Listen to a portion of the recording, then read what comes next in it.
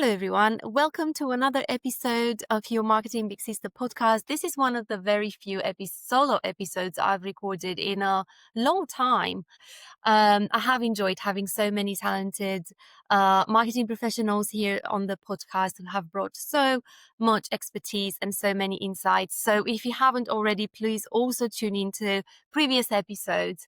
Now, today's topic is one that we don't really approach often. And I think it takes courage for someone to say, I don't think I want to step into leadership positions.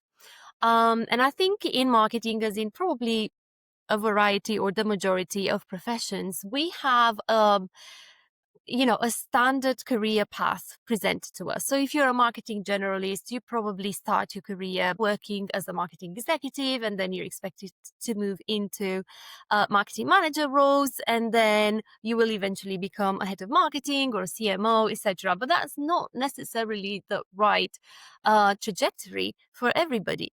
And so, if you too feel that you don't want to step into a leadership role, you're not alone. I thought it would be interesting to first and foremost look at the skills and tasks that a leadership position would entail, just so you can really assess the suitability of this career decision, and then make an informed choice. By any means, do also discuss with marketing leaders in your circle and see what they say, what their experience is, what they enjoy or don't enjoy about their role, and then decide, make an informed decision, is what I'm trying to say. So, in a leadership position, you will be expected to have a few key skills. Strategic thinking. So, as the marketing leader, you will need to make the connection between the business goals and the marketing activity. And that would be the marketing plan, which is usually done on a yearly basis and split into quarters. So, the strategy is the train tracks, as somebody explained to me in the past. The train tracks that take you to your destination, the destination being the business goals or the marketing targets that you need to achieve. So you need to be able to think of a set of activities, channels, decisions that move you closer towards those goals and make them more achievable. Okay, so you need to have a good understanding of the business, a good understanding of the CEO's priorities for the new year, and obviously a very good understanding of the client. And that takes time to develop. As the strategic thinking and a thorough understanding of all these various areas takes time. And it's not something that, you're born with, just happens, you develop into a leader. The other very important set of skills is people management skills. So you need to be able to manage not just your own workload, but the workload of your team members, people working under you. You need to be able to coach them, evaluate them, appraise them. And you also need to be able to be credible and build influence with the COO, CEO, or MD. So you need to understand to be able to speak their language. And again, people management skills are non-negotiable. First of all, they're so important. They can make or break the success of a leadership position. But the good news is that they can be developed. Some people are, better at managing relationships than others. But it's definitely a set of skills that you can develop, and it's worth developing regardless, because you would need people skills in any sort of roles and positions, but even more so in leadership type of roles, because you will be exposed to more people, dynamics, etc. Then leadership is also very much about poring over reports.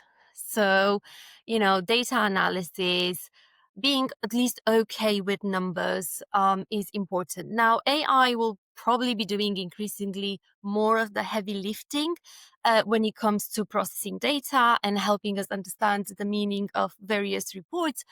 But you still need to have some basic skills that would allow you to sort of, create good reports, understand reports, and then translate them into meaningful information for decision makers, CEOs, MDs. Again, numerical skills are something that can be improved on, reporting skills as well. So don't feel intimidated or discouraged if you don't have them yet or they're not your strength. They can definitely become so with time. Um, okay, so I think in a nutshell, kind of this would be the main aspects of a leadership position.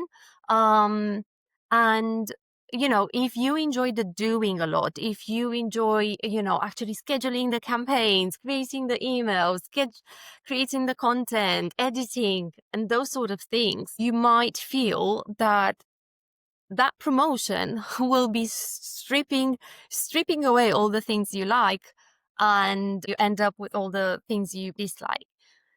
And so it's worth thinking about it, and it's worth assessing whether a leadership position is suitable for you or not, and also taking the time to define what success means for you, because it's not the same thing for everybody.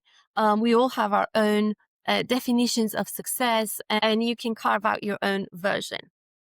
Now, if you do not want to step into leadership positions, you have three options. The most obvious one is to just stay at the level you're comfortable at and with the current company for as long as you can, or keep applying for the same type of positions. Now, bearing in mind that marketing is a profession that really values youth, okay? Young people or youth in general is associated with creativity, content creation skills, the social media expertise, the TikTokers, etc., etc. So what I'm trying to say is that maybe over the course of the next 10 years, you might be becoming increasingly uncompetitive for a certain type and level of positions. Ageism, unfortunately, is a real problem in marketing. And so just bear that in mind. It's a risk. Okay. That is the risk that you're facing if you stay at the same level for for many years.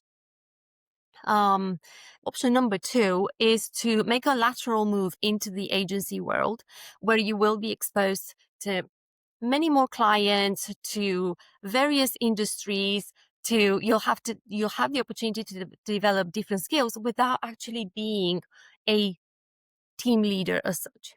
Okay. So that's an option as well.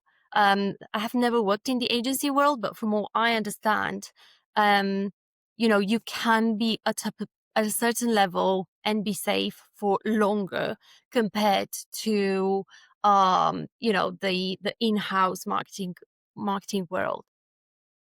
Option number 3 that ties into option number 2 is going freelance. So during the course of several years working for different marketing agencies, you will develop a larger pool of contacts, expertise with various marketing services, products. And so you're very well positioned to start your own freelancing business and leverage those contacts and the knowledge you've built.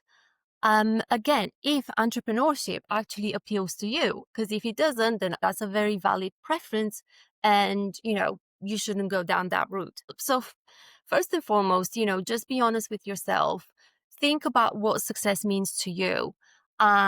Assess your skills, your strengths, understand what you enjoy doing, and then try to make strategic decisions that support that definition of success.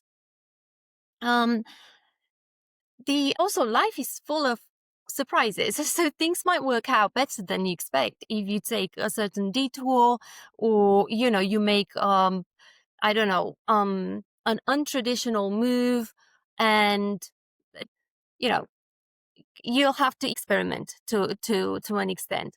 um Another option that just came to mind is that of actually moving out of the marketing industry, maybe into adjacent industry, maybe changing professions altogether, doing something completely different, either going back to university, doing a master's degree, or taking a course, but just, leaving the industry altogether, if you feel that you don't want to be in it anymore. That too is an option. So I hope that these quick thoughts are helpful to you. Like I said, please peruse the other episodes, and please, let me know if you have any questions. You can always find me on LinkedIn, or you can contact me via this website. Onwards and upwards. Thank you for listening.